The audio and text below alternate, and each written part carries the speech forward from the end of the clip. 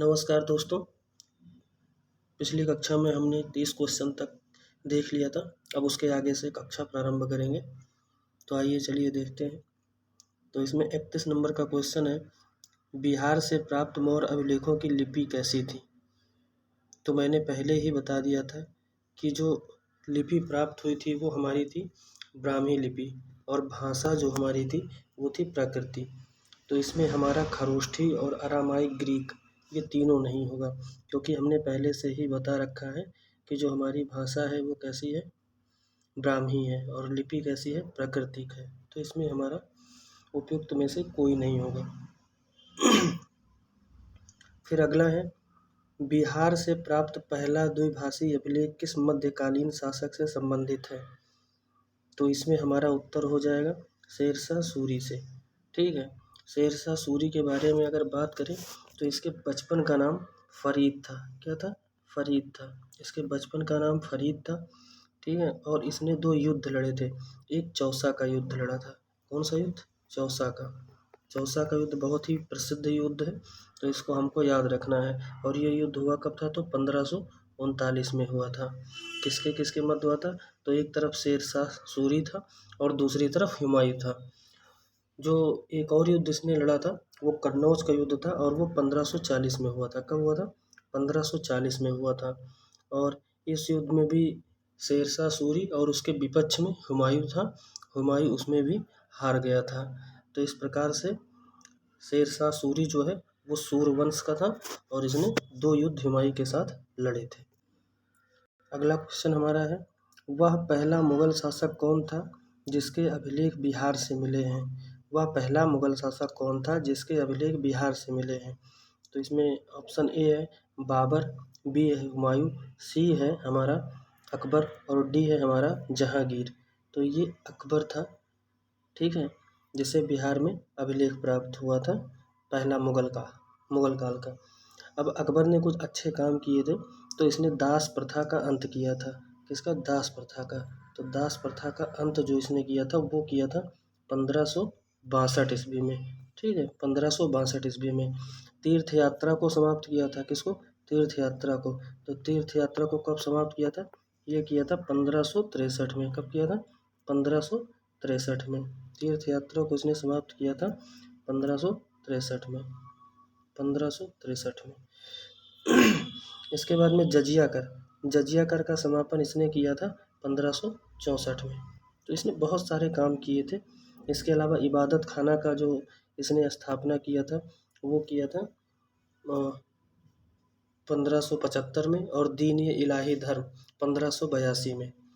और जजिया कर को 1564 में किया था। फतेहपुर सीकरी की स्थापना किया था और 1571 में। तो इस प्रकार से इसके ये महत्वपूर्ण काम थे। कभी कभी ये क्रमबद्ध तरीके से लगाने के लिए हमको दिए जाते हैं।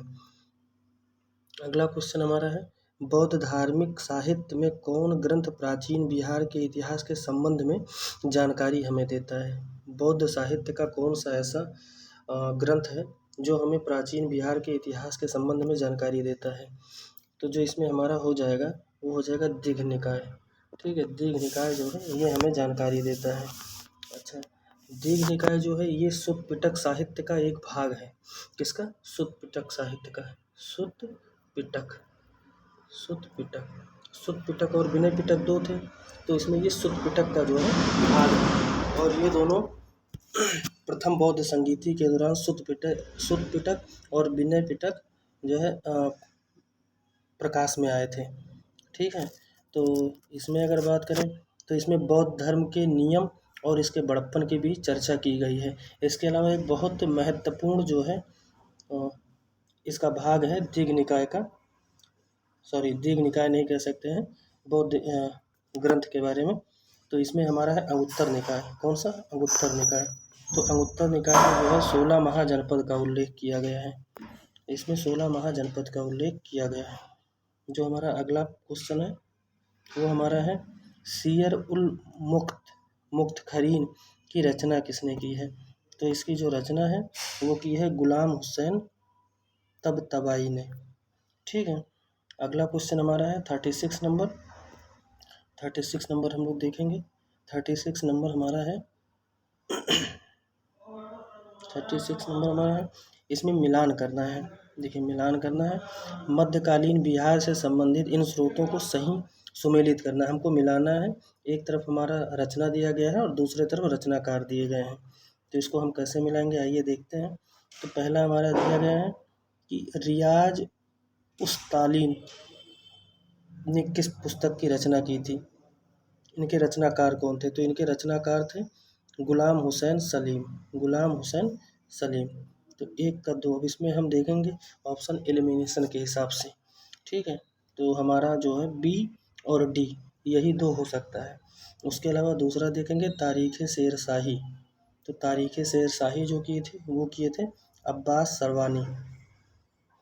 तो 2-1, 2-1 तो और किसी में है नहीं है, डी और बी था, तो हमारा बी ऑप्शन सही हो जाएगा। अगला क्वेश्चन देखते हैं।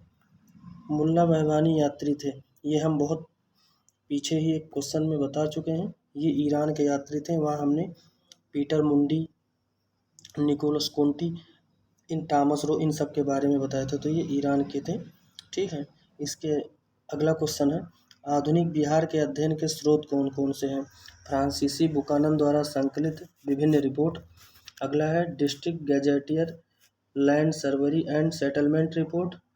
और उसके अलावा अगला हमारा पड़ता है Fort William India House correspondence series, ठीक है। तो इसमें हमारा ऑप्शन जो हो जाएगा वो ये तीनों थे, तो इसलिए ऑप्शन डी हमारा सही हो जाएगा। अगला क्वेश्चन देखते हैं, कौटिल्य के अर्थशास्त्र किस पहलू पर आधारित है। तो पहले तो ये जान लीजिए कि कौटिल्य का जो अर्थशास्त्र था वो राजनीति विज्ञान पर आधारित था, और ये जो है कुल मिला के 15 भागों में विभक्त था। जो कौटिल्य का अर्थशास्त्र था वो 15 भागों में विभक्त था और 180 उपभागों में विभक्त था, ठीक है। और चाणक्य ने इसी पुस्तक में सप्तांग सिद्धांत दिया था। कौन सा सिद्धांत, सप्तांग सिद्धांत, सप्तांग सिद्धांत दिया था। इसके अलावा चाणक्य का अन्य नाम जो है विष्णुगुप्त है, या फिर इसको कौटिल्य कह सकते हैं, और चाणक्य तो इसका है ही है। नेक्स्ट क्वेश्चन हमारा आ जाता है, अवसर गया से प्राप्त एक मंदिर का भग्नावशेष प्राप्त हुआ है। भग्नावशेष हमने बता ही दिया है, जो टूटे फूटे खंडहर होते हैं उन्हीं को हम भग्नावशेष बोलते हैं। इसके दीवारों पर कथा दृश्य अंकित है, तो इसके दीवार पर रामायण की कथा अंकित की गई है, ठीक है। मतलब राम जी के चरित्र चित्रण का, सीता जी के, इन सब के बारे में बताया गया है। हमारा अगला क्वेश्चन है, अभी हम लोग प्राचीन बिहार पर आ गए, पूर्व ऐतिहासिक बिहार। तो इसमें जब बिहार के बारे में देखेंगे तो ये पूछ रहा है बिहार में पूर्व ऐतिहासिक काल का प्रारंभ कब से होता है। तो 4000 ईसा पूर्व से। ये सब फैक्ट है, इसको डायरेक्ट रटने वाला है, इसमें कुछ इधर उधर ज़्यादा बता नहीं सकते। उसके आगे जो है वो है पूर्व में बिहार ऐतिहासिक काल से अवशेष किस प्रकार से प्राप्त हुए। तो देखिए कुल्हाड़ी, हैंडएक्स जो है ये भी प्राप्त हुए थे। चाकू और खुरपी जो चापर चॉपलिंग प्रकार के थे ये भी प्राप्त हुए थे, और मृदभांड भी प्राप्त हुए थे। तो इस प्रकार से हमारा जो ऑप्शन डी है ये सही हो जाएगा। नेक्स्ट क्वेश्चन हम देखते हैं, इसमें है बिहार में आदि मानव के निवास के प्रारंभिक साक्ष्य हमें कहाँ से प्राप्त हुए। तो इसमें जो है हमें मुंगेर एवं नालंदा से प्राप्त हुए थे। कहाँ से, मुंगेर और नालंदा से प्राप्त हुए थे। अच्छा, ये क्वेश्चन बहुत अच्छा बनता है आधुनिक भारत में, 1857 की क्रांति से कौन प्रभावित नहीं था। तो मुंगेर ही एक ऐसा जनपद है जो 1857 की क्रांति में प्रभावित नहीं हुआ था। ऐसे ही एक क्वेश्चन और बनता है कि जो होम रूल लीग बना था उसमें एनी बेसेंट और बाल गंगाधर तिलक ने 1916 में बनाया था। तो उसमें कौन सा ऐसा डिस्ट्रिक्ट था जो उस समय प्रभावित नहीं हुआ था, मतलब जहाँ पर होम रूल लीग का कोई नामो निशान नहीं था। तो वो हमारा हो जाएगा चंपारण। कौन सा था, चंपारण था। ये बहुत अच्छे क्वेश्चन ऐसे बन जाते हैं, छोटे क्वेश्चन हैं लेकिन ये ध्यान में रहते नहीं हैं, तो इसको ध्यान में रखना है। आगे हमारा है बिहार में आदि मानव की उपस्थिति के आरंभिक साक्ष्य हमें कहाँ से प्राप्त होते हैं। ठीक है, तो ये हमारा हो जाएगा पूर्व प्रस्तर युग से। ठीक है, पूर्व प्रस्तर युग से। इसके आगे आगे हम चलते हैं, बिहार में मध्यवर्ती प्रस्तर युग के साक्ष्य हमें कहाँ से प्राप्त हुए। फिर से एक बार वही क्वेश्चन हो गया, ये हमें प्राप्त हुए मुंगेर से। मुंगेर से हमें प्राप्त हुए, और मुंगेर जो है ये 1857 में यहाँ पर अंग्रेज़ों की जो है गन फैक्ट्री वगैरह हुआ करती थी। यही कारण था कि यहाँ पर 1857 के क्रांति का प्रभाव नहीं आ पाया था। ठीक है, नेक्स्ट क्वेश्चन पे हम लोग चलते हैं। बिहार में चिरांद, सारण एवं चेचर वैशाली से किस युग के अवशेष प्राप्त हुए, इसके बारे में हम ऊपर बता चुके हैं। तो ये हमारा हो जाएगा नव प्रस्तर युग। ठीक है, आगे चलते हैं। बिहार के ताम्र प्रस्तर युग के परवर्ती चरण के अवशेष हमें कहाँ से प्राप्त हुए हैं? तो देखिए, चिरांद से भी हुए हैं, चेचर से भी हुए हैं, सोनपुर और मनेर से भी हुए हैं। जब हमने मनेर ताम्रपत्र के बारे में बताया था तो वहाँ पर सभी के बारे में बताया हुआ था। तो इसमें हमारा उपयुक्त सभी हो जाएगा। ठीक है, अब आते हैं ऐतिहासिक काल का प्रारंभ। बिहार सहित पूर्वी भारत में आर्यों का आगमन हुआ था अनुमानतः ऋग्वैदिक काल में, महाजनपद काल में, उत्तर वैदिक काल में, या उपयुक्त में से कोई नहीं। तो इसमें हमारा जो हो जाएगा उत्तर वैदिक काल हो जाएगा। अगला क्वेश्चन है, बिहार सहित पूर्वी भारत में आर्यों के विस्तार में सहायक था। तो क्या सहायक था? लोहे का उपयोग। ठीक है, लोहे का उपयोग वैसे तो 6ठी शताब्दी में किया गया था। अंजित खेड़ा एक स्थान है, वहाँ से प्रारंभ किया गया था। पहली बार हमें लोहे का साक्ष्य अंजित खेड़ा नामक स्थान से प्राप्त हुआ था। अगला क्वेश्चन हमारा है, श्रुति तथा किदवंती के अनुसार महाभारत युद्ध के समय बिहार के मुख्य राज्य कौन से थे? तो इसमें हमारा जो उत्तर हो जाएगा वो हो जाएगा सी। ठीक है, क्योंकि मगध था, विदेह था, अंग और लिच्छवी। तो इस प्रकार से हमारा उत्तर हो जाएगा सी। नेक्स्ट है, वेद के किस ग्रंथ में बिहार के विदेह राज्य में आर्यों के आगमन तथा निवास का साक्ष्य प्राप्त होता है? तो इसमें हमारा दिया हुआ है शतपथ ब्राह्मण, ठीक है, ऐतरेय ब्राह्मण, तैत्तिरीय ब्राह्मण और गोपथ ब्राह्मण। तो इसमें जो हमारा उत्तर हो जाएगा वो हो जाएगा शतपथ ब्राह्मण।